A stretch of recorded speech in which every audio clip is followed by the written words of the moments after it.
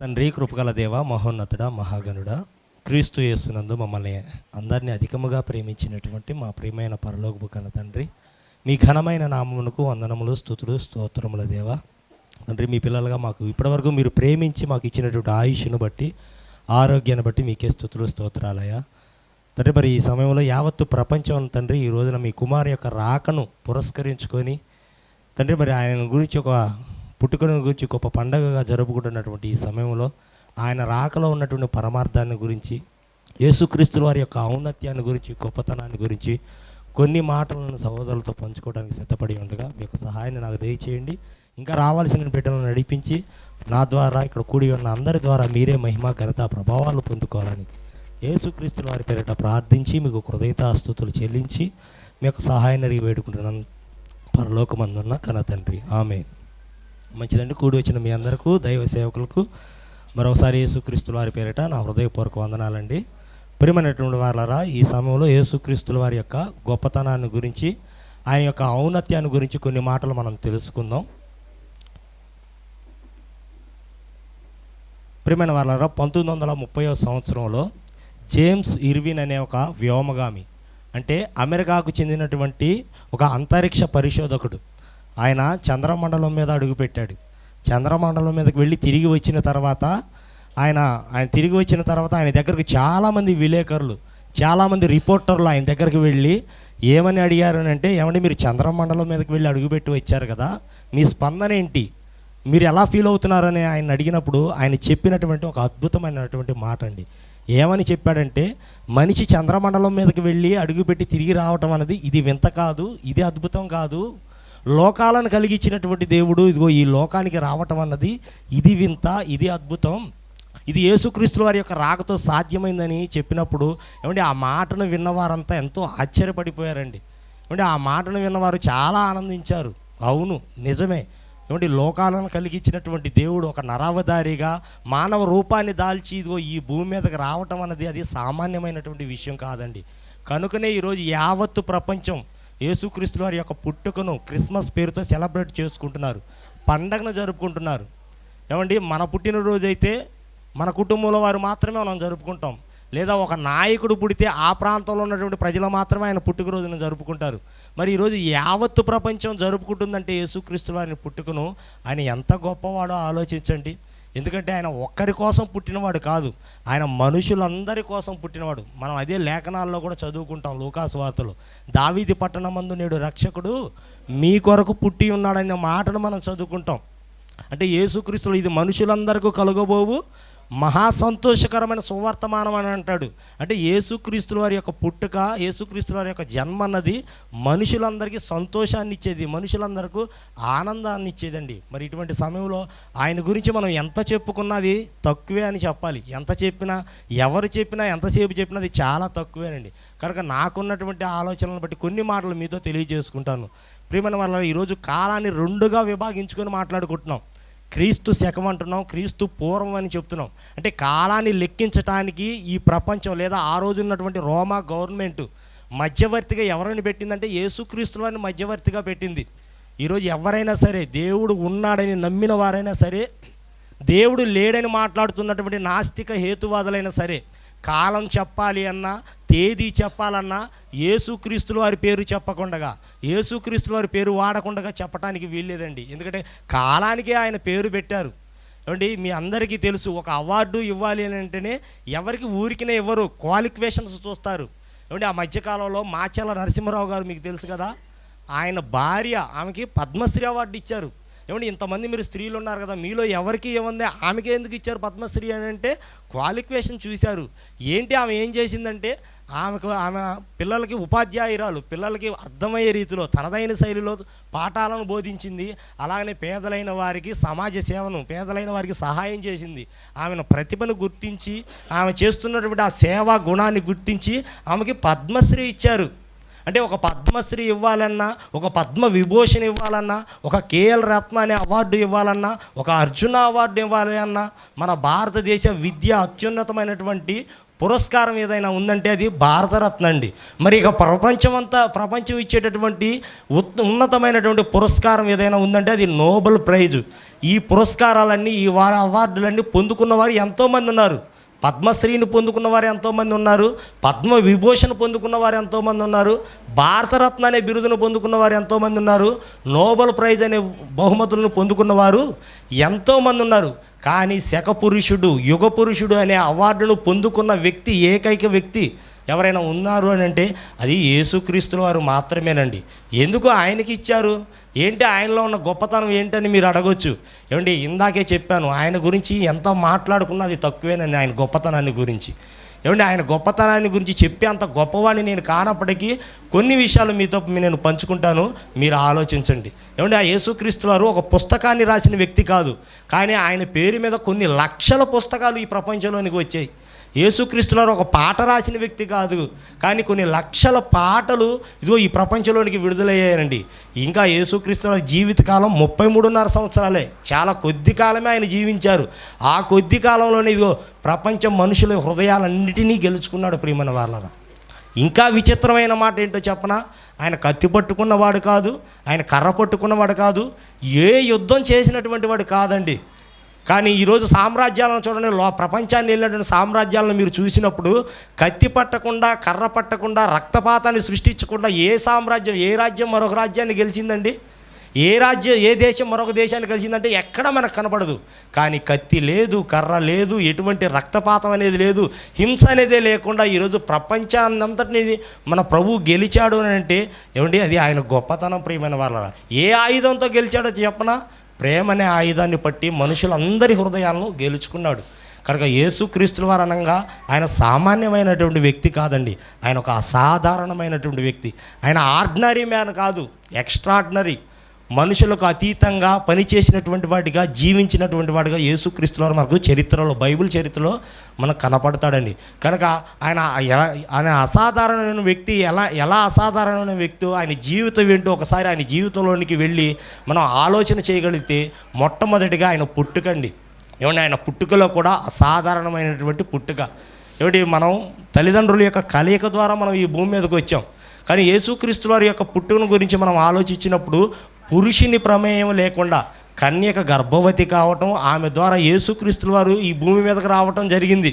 అంటే దేవుని సహాయంతో, దేవుని యొక్క సహకారంతో యేసుక్రీస్తు వారు కన్యక ద్వారా ఈ భూమి మీదకు వచ్చాడన్నది వాస్తవం.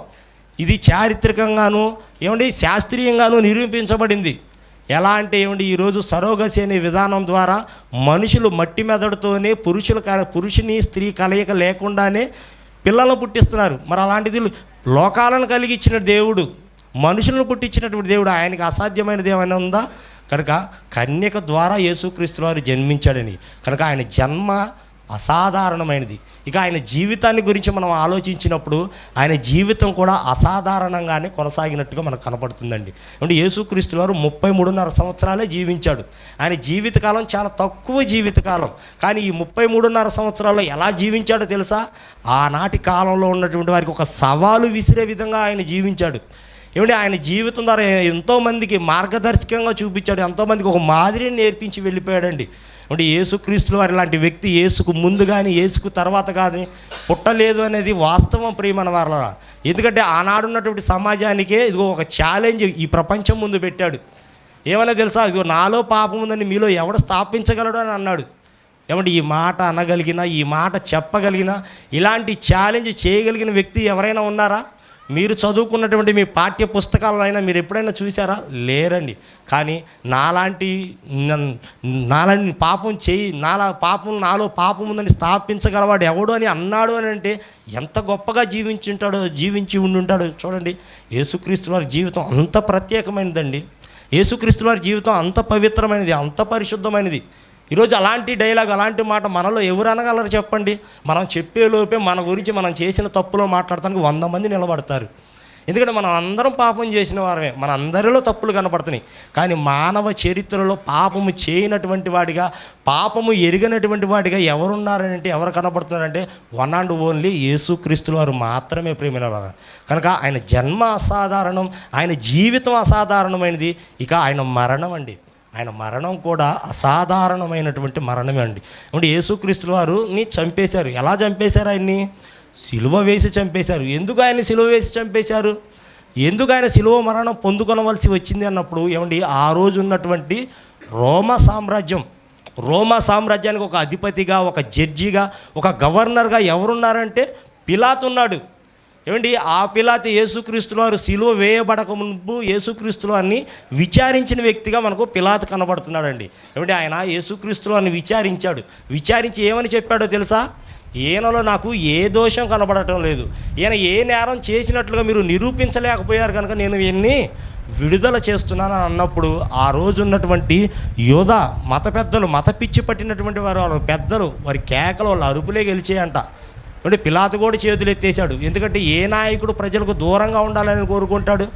ఏ నాయకుడు అండి, ప్రతి నాయకుడు ఎవరినైనా చూడండి ప్రజలకు దగ్గరగా ఉండాలనే కోరుకుంటాడు. మెజారిటీ ప్రజలు ఎటుంటే నాయకుడు అనేవాడు కూడా అటే ఉంటాడు. ఇదిగో ఒక్కడి కోసం వీళ్ళందరి హృదయాల్లో నేనెందుకు చెడుగా ఉండాలి అనుకున్నాడు. ఇదిగో మీరు ఏం చేసుకుంటారో చేసేసుకోపోండి అని వాళ్ళకి అప్పగించేశాడండి.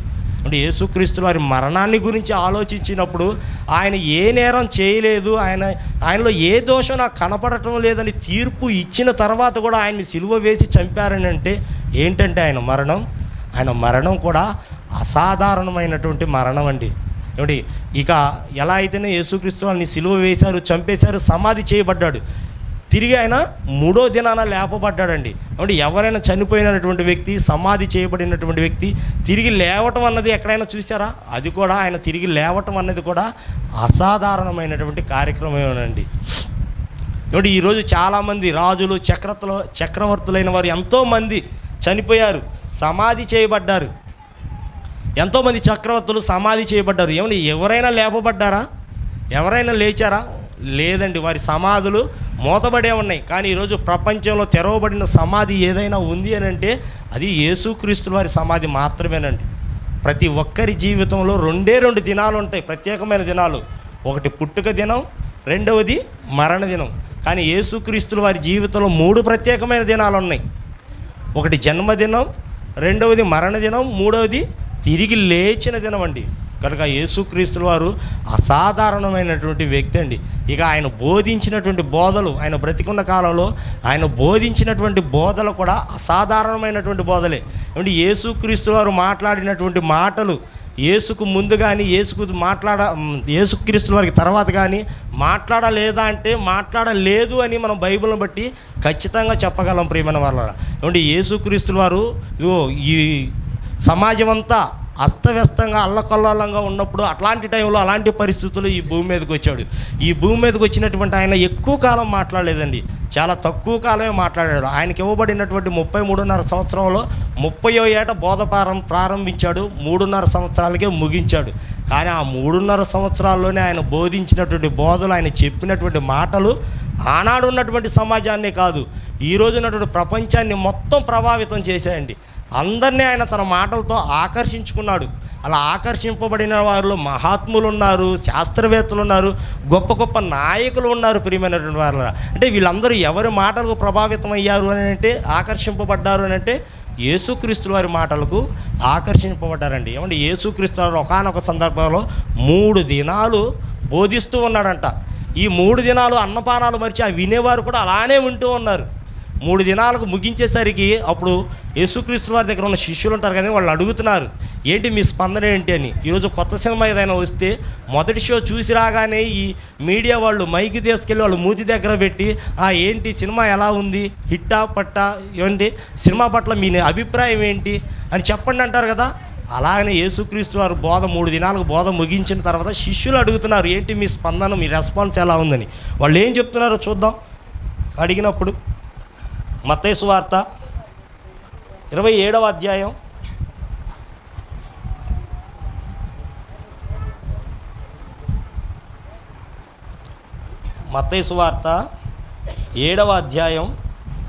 28వ వచనం అండి. మత్తయి సువార్త 7వ అధ్యాయం 28వ వచనం. మత్తయి సువార్త 7వ అధ్యాయం 28వ వచనం. యేసు ఈ మాటలు చెప్పి ముగించినప్పుడు జనసమూహములు ఆయన బోధకు ఆశ్చర్యపడుచుండిరి. ఏలయనగా ఆయన వారి శాస్త్రి వలె కాక అధికారము గలవాని వలె వారికి బోధించును. ఏమిటి? అధికారం గలవాని వలె బోధించాడంట. జనసమూహంలో ఆశ్చర్యపోయారంట ఆయన బోధకు. ఏమండి, ఈ మాట 2000 సంవత్సరాల క్రితం రాయబడినటువంటి మాట. ఏమంటే ఆ రోజుల్లో పబ్లిసిటీ ఏముంటుంది? ఈరోజు మనం ఒక మీటింగ్ పెట్టాలంటే ఆ మీటింగు జరిగేదాని గురించి మనం ప్రకటన చేస్తాం, కరపత్రికలు పంచుతాం, వాల్ పోస్టర్లు వేస్తాం, ఫ్లెక్సీలు కడతాం, బ్యానర్లు కడతాం, ఏమంటే సోషల్ మీడియాని వినియోగించుకుంటాం. వీటన్నిటిని వినియోగించుకుంటే ఆ మీటింగ్కి జనం రావటం అంతంత మాత్రం. కానీ ఇవేమీ లేనటువంటి ఆ రోజుల్లో జన సమూహాలు ఆయన వెంబడించేవాళ్ళంట. జన సమూహాలు సైతం ఆయన బోధకు ఆశ్చర్యపడిపోయేవాళ్ళంట. ఆయన శాస్త్రి వలే కాక అధికారం గలవాని వలె అంత గొప్పగా వారికి బోధ చేశాడు. ప్రియమైన వాళ్ళరా, అంటే ఒకానొక సందర్భంలో కూడా యేసుక్రీస్తుల వారిని అరెస్ట్ చేద్దామని వస్తారు. అంటే ఈ యోధా మత పెద్దలు, ఈ శాస్త్రులైన వారు, వీరు యేసుక్రీస్తుల వారి జనాల్లో చైతన్యాన్ని తీసుకుని వస్తున్నాడు, ఈయన జనాల్ని మేల్కొల్పుతున్నాడు, జనాల్ని ప్రభావితం చేస్తున్నాడు, తన వైపు ఆకర్షించుకుంటున్నాడు, ఎలా అయినా ఈయన అడ్డుకోవాలి, ఈయన అరెస్ట్ చేయాలని యోధా మత పెద్దలు ఏమండి కొంతమంది సైనికుల్ని ఆయన అరెస్ట్ తీసుకొని రమ్మని పంపిస్తే వచ్చినటువంటి వారు యేసుక్రీస్తుల వారు మీటింగ్లో అంటే బోధిస్తూ ఉన్నాడు, అయిపోయినాక తీసుకెళ్దానని అలా పక్కన కూర్చున్నారంట. ఆయన అరెస్టు చేద్దామని వచ్చిన వారు ఆయన చెప్పిన మాటలకు మారిపోయి వీళ్ళు అరెస్ట్ అయిపోయి తిరిగి వెళ్ళిపోయారు ఉత్తి చేతులతో. అప్పుడు యోధా మత పెద్దలు, ఆ శాస్త్రులైన వారు, ఏంటయ్యా ఏంది యేసుని తీసుకొని రాలేదా అరెస్ట్ చేసి అన్నప్పుడు, లేదయ్యా మరి మీరు ఎందుకు వెళ్ళారు?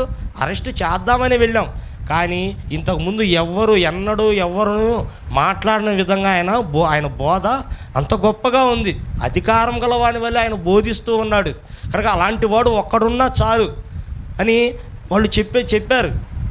మరి మీరు మీ జీవితాలు పోతాయి కదా, మీ ఉద్యోగాలు పోతాయి కదా, మీరు చనిపోతారు కదంటే మేము చచ్చినా పర్లేదు, అలాంటి వాడు ఒక్కడైనా ఉండాలి, ఆయన అంత గొప్పగా బోధిస్తున్నారని చెప్పాడు.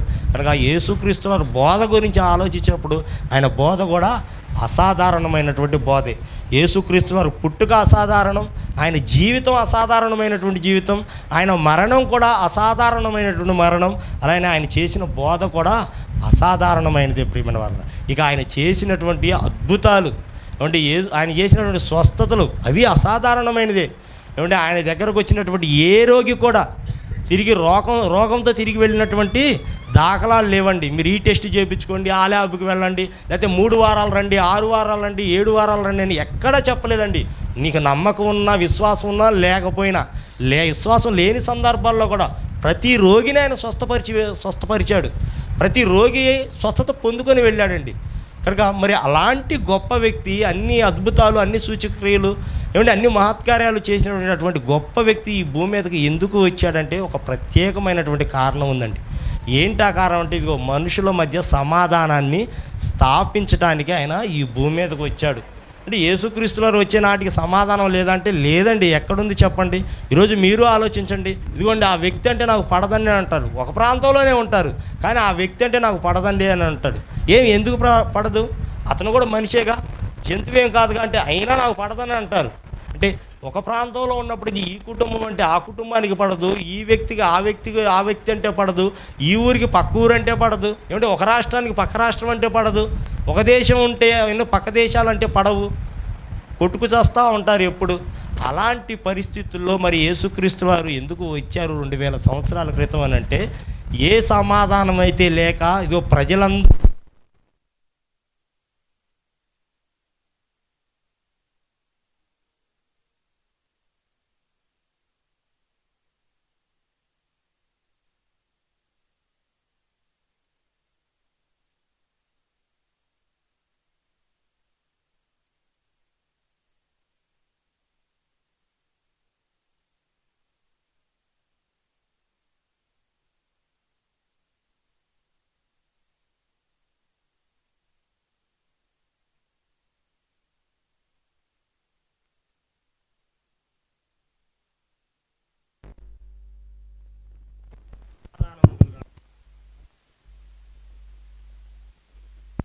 మన వాళ్ళరా అంటే సమాధానం లేకపోవడానికి గల కారణం ఏంటి అని అంటే ఒకటండి, పాపం. అంటే ఈరోజు ఎవరిలో పాపం లేదు చెప్పండి? అందరూ పాపం చేసిన వారే. దేవుడే ఇచ్చాడు కదా స్టేట్మెంటు, నీతిమంతుడు లేడు, ఒక్కడును లేడు, అందరూ పాపం చేసి దేవుడు అనుగ్రహించిన మహిమను పొందలేకపోతున్నారు. అంటే అందరిలో పాపం ఉందండి. కొంతమంది అనుకోవచ్చు, ఇది చిన్న పాపమే కదా, చిన్నదే కదా అని అనుకుంటారు. అంటే పాపం అన్నది చాలా ప్రమాదకరమైనదండి. పాపం అన్నది చాలా భయంకరమైనది. ప్రియమైన వారలారా, ఎంత భయంకరమైనదో చెప్పనా? ఏమంటే చిన్న పాపమే కదా అనుకుంటారు. అది ఎంత భయంకరమైనదంటే, ఏమంటే సముద్రంలో మహానౌకలు, షిప్పులు ప్రయాణం చేస్తూ ఉంటాయి. ఏమంటే ఆ షిప్పుకు పడిన రంధ్రం చిన్నదే కదా అని విడిచిపెడితే ఏమంటే తుదక ఏమవుతుంది?